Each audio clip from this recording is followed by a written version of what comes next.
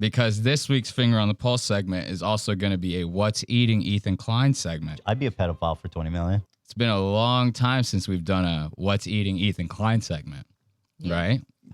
I feel like I haven't touched on Ethan. H3 has been boring the absolute shit out of me right now. You know, it's fucking... You've kind of been on that adventure for a little while. Of being bored with H3. Yeah. Yeah, I mean, it's not that I don't like shitting on Ethan and keeping tabs on the guy, but it's just like every time I fucking turn it on, he's in like another lawsuit with this person. Somebody else is mad at him about that. And it's like, you can only beat that horse so many goddamn times. We talked about it last week with people beating goddamn subjects to death, right? At one point, we were doing a What's Eating Ethan Klein every week. Yep. I was doing one. Well, I do recall we need to check in on Love. Dude, I hate Love. If you guys know anything about H3, you know this fucking Love character. This Swede, this fucking weirdo Swede that eats raw bacon, dude. Love is that. He's one of those European weirdos that his food is like crazy as hell. It's like a thing that they eat. Smoked raw bacon over there in Sweden. Well, isn't smoked cooked? Yeah, but it's like still like raw looking and it's like, how does that even translate to like, I want to slide this down my throat, this nasty raw fucking gooey like meat, you know? It's just, it was disgusting to even hear that. Well, I don't know. I was told about some kind of like gelatin meat that my friend eats. Oh, dude, I've seen an episode of H3 where they were eating meat that came in a mason jar, and you had to cook it in the mason jar. And as you cooked it, the meat would slowly, like, pop out of the top of the mason jar, and by the end of it, it looked like a fucking prolapsed anus. I'm not even joking. Those motherfuckers will eat just about anything over there. And speaking of eating stuff, Ethan's about to eat one of these goddamn lawsuits that he's been in recently. And this is the subject of this week's Finger on the Pulse segment. Let's give it up for Mr. Klein and his fucking lawsuits, right?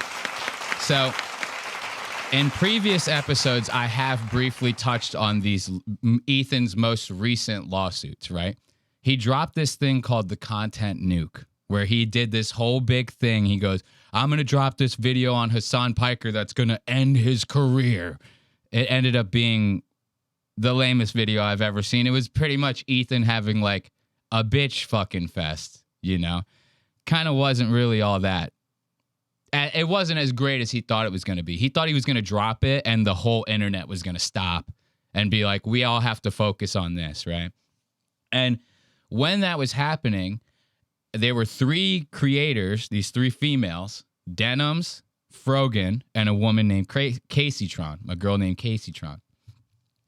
And they kind of decided to have these like watch party kind of things where they go, fuck Ethan, you know, don't give views to Ethan, fuck him.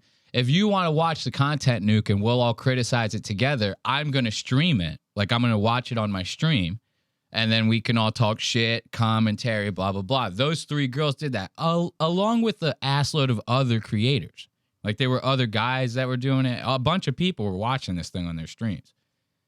Ethan goes and sues these three girls in particular, saying that they're essentially trying to become a market replacement by saying, well, don't give him the views. Let's not give him the views. You can give me the views, and he gets one, right? And then we all watch it together. And that way everyone can see it without supporting him. And they did outline it like that. I'm not going to lie. They were pretty shitty about outlining it like that. But I could sit there and say that. I could say that about every single clip that I watch. I could go, this is to replace it.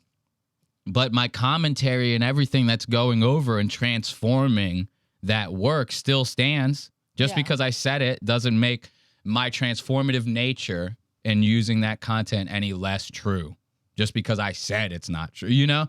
And I doubt that that's what the girls' intentions were. They were really trying to do it, but it still kind of falls under fair use, right? So Ethan essentially sues these three. I even have like the bullet points written down here, right? So Ethan goes and sues these three, and he's talking about it on his show. He's making it a big deal, right? The first one in line, Casey Tron. This bitch settles immediately like the dumbest fucking asshole that she is. She settles right away. Immediately. Doesn't even try to fucking fight it. Now, that's the dumbest thing I've ever heard. And you know what it is? It's because Ethan's got deep pockets. Because his show is pretty big.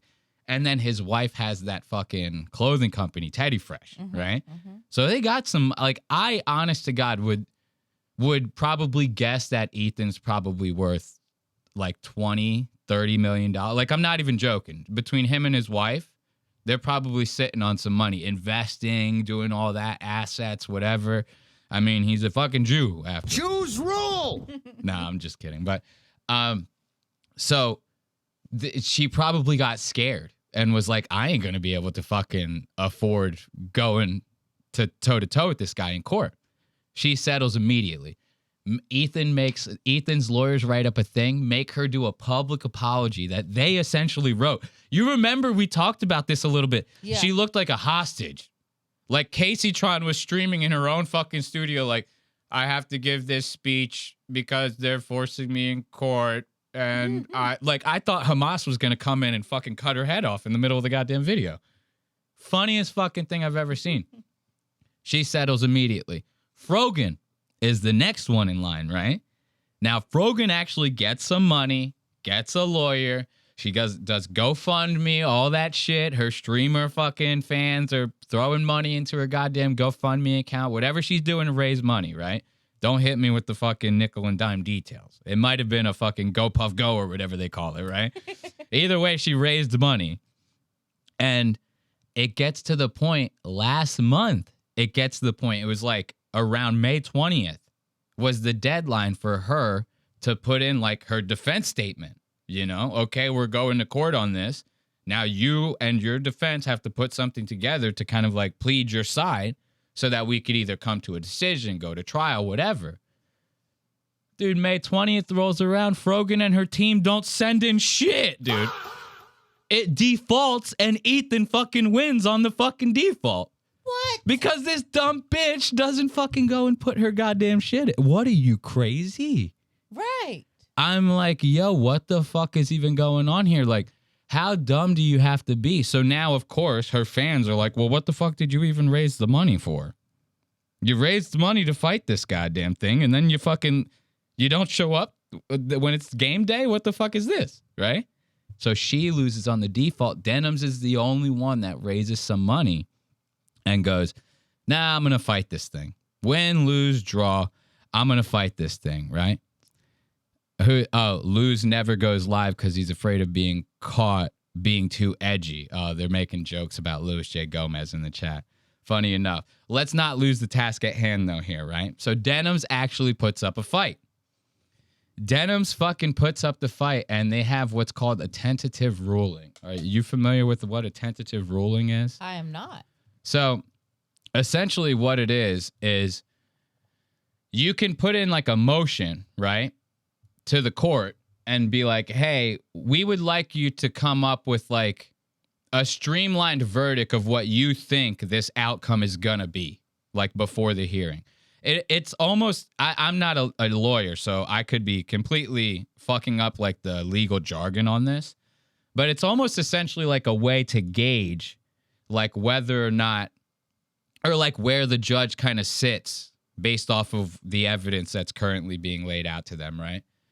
So the judge has the tentative ruling and says, I'm kind of ruling in favor of this fucking Denims girl, dude. So now Denims, now it's not set in stone. What a tentative ruling is, it's just the judge saying this is kind of where my head's at. And this is more than likely what I'm going to rule in the hearing when it comes up. That still gives Ethan's side a chance to argue, you know, and say like, no, we should still take it to trial, whatever it's going to be, right? But tentative rulings tend not to change. It's very rare that happens. And I'll let Denims explain it herself. I have a clip of her kind of talking about it.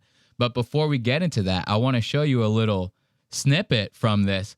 The judge used one of Ethan's old copyright lawsuits as a precedent to say that Denim's content was in fair use.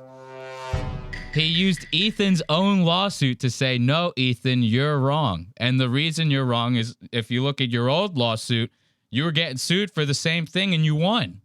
So what the fuck? And they used his lawsuit, the case study from his lawsuit, as a precedent for them fucking essentially tentatively ruling in Denim's favor. So listen to this. It says the undisputed purpose of the defendant's live stream is to contest, criticize, and mock plaintiff's message, which the courts have found weighs in favor of fair use due to its transformative nature. See, now this name is crazy to pronounce. I'm going to say Hosenzadeh, right? Now it says, see Hosenzadeh versus Klein 276F 3D 3445, whatever, right? That's like all the case number. That's Ethan's old fucking lawsuit, copyright lawsuit case. He goes, see, they're essentially saying, look at this case. It's essentially kind of the same principles that we're going off of here, and this is why we're ruling in Denim's favor on fair use. Let's give it up for Denims. Yeah. Denims fucking fought the beast, man, and she fucking won. So now let's give Denims a chance to, you know, talk about it herself. Well, you don't need me to sit here and explain it all to you, do you? Look, my shit's acting up where these like links don't want to open up right away, but it's okay. We're getting there. We're getting to a point of having our kinks worked out and all that good stuff. So now what's the time code where Denims talks about this? 49 minutes and 15 seconds in. Let's go to 49:15. Let's hear it from Denims. And that's his Denims talking about the whole situation. Oh, we got to give it the volume. Why are we getting no volume from Denims? It can't be a Lost Doc stream without some technical difficulties. I had the sound turned off on the fucking browser. Pleadings. I believe this is the day, April 17th. Or we either did it on the 15th or the 17th. I don't remember, but this is when the court took notice of it. And then they replied on May 1st. So we issued a document. Here it is. I'll pull these documents up. I think this one might be it. Or it might be this one. It's funny seeing a girl try to fucking maneuver a computer in any way. Even a professional streamer, her whole job is to be on the computer. She's like, where's the document? It's over here. And I talk shit and I have technical difficulties at the ass. You know, I'm just as bird brain. Don't get me wrong. I'm just saying, I feel like I look a little more finessed while I'm going through the, you know, the rough spot. I feel like you see her, she gets all stiff. She goes like, hold up, the document's over here. Like, whoa, calm down. Original document for motion for judgment on the pleadings. This was the original one that we had filed. And then 2 weeks later, Ethan replied, basically making their argument. Look at Ethan's lawyer's reply. It has a table of fucking goddamn content. Like, what the fuck? Like, that's how laid out. Look, Ethan's lawyer's like a nickel and dime this whole goddamn thing. It's got a whole table of contents in it. God damn. Her reply was, you saw, we just scrolled past it. Her shit said, like, opening paragraph, statement, boom, done. Ethan's whole, they had to go chapter 1, bullet points, A, B, C, D, E, F, chapter 2. You know, like, that's fucking nuts to have that. And you still lost. You laid it out like fucking front to back for the court, and they still said, fuck you, buddy. So with him losing, what happens? Now, here's the thing with this, and I'll let Denims finish. This tentative ruling, like I said, they're rare that they you know, go back on what they're saying. Especially it's a judge who's like writing this on paper going, this is what I'm more than likely going to rule, right? No official is going to want to go back on their written words, you know? So it's very rare that the opposite side, whether it be the plaintiff or the defendant, lays out enough to change the judge's mind. It's very rare, and you'll hear Denims say this in this little snippet. So this isn't the final word, but it's kind of locked in almost. Now, Ethan and his team could go back and say, no, this is what we got, and then the judge could go, okay, let's take it to trial or something, So there's this is a victory, but it's not like. Well, I guess what my question is, if she officially wins this, what happens to her, to him? Is anybody paying anybody money? What's happening? So now, if she wins this, hopefully her and her lawyers were smart enough to be like, well, if we win, he's going to pay for all of these fees on our side and everything like that. And then I don't know whatever they have behind closed doors. She might hit him back for some damages for putting her all through this and blah, blah, blah. But essentially, Ethan's trying to fucking like cripple this bitch financially is essentially what he's trying with all three of these lawsuits. You should see the way Ethan talks on his show now. If they have to talk about Caseytron at all, Ethan marvels in it. He sits back. He goes, yeah, Caseytron, watch what you're saying. Watch what let's not forget about the court ruling. You can't disparage me, because that was like part of it. That she's can't like disparage him for a certain amount of time and blah, blah, blah. It's like the bitch's half her job was like critiquing H3 content. It's like, he just kind of crippled the shit out of her. So this is what he is trying to essentially do to her. So now if she flat out wins this thing, all that goes away. She's going to be fine. Yeah. And if I was in her position, I would double down. Right? Look, they're saying, first W for the Goyim in years. The Jews, Ethan. Why, Ethan? All right, let's let her finish it up, because we got one more finger on the pulse segment topic that I want to get through before we move on to our first main story, which is Lever and the cockfight boys. Oh, yes. They disagree. And then we replied back, obviously. So they made the arguments that they wanted to make in this reply basically a month ago. So the hearing is basically the most layman way to explain it is that the hearing is just in case the judge feels like there was something that was missed, or in case you feel like the judge missed something, you can talk about it. And sometimes judges will release tentative rulings, and the tentative ruling is basically saying, this is how I'm probably going to end up ruling on this. We're still going to have the hearing anyways in case there's anything left to think about, and then we'll have like a final ruling. So this was the... Now, it's so funny. People sometimes, even in the chat, they'll be like, play the clip or something like that. It's like, wasn't it way more enticing when I was explaining it to you and I had like the passion and I go, oh, it's happening like this, and then I'm kind of like not... You listen to this bitch talk and you go like, I don't even know what she's saying. That's what's happening. It's so boring. It's literally like you're listening to I use this analogy or like comparison a lot, but like the teacher from Charlie Brown. It's like womp, womp, womp, womp, womp. And it's like, I don't even fucking follow you, dog. So this is what she sounds like all the time, or is it just because she's reading off the script? I don't know. I don't watch Denims like this. I'm just happy to see someone shove it in Ethan's face for once, Like, that's all that I care about in this situation. I don't know who the fuck Denims is or nothing like that. Are people on Discord or something? We have a Discord. They're asking in the chat, are people on Discord or something? We got a Discord, But let's let Denims finish this out, and then we'll move on. Let's see if she can hopefully grab our attention in the next 30 seconds, or we're out of here. So I wanted to read this out. This is what I posted yesterday.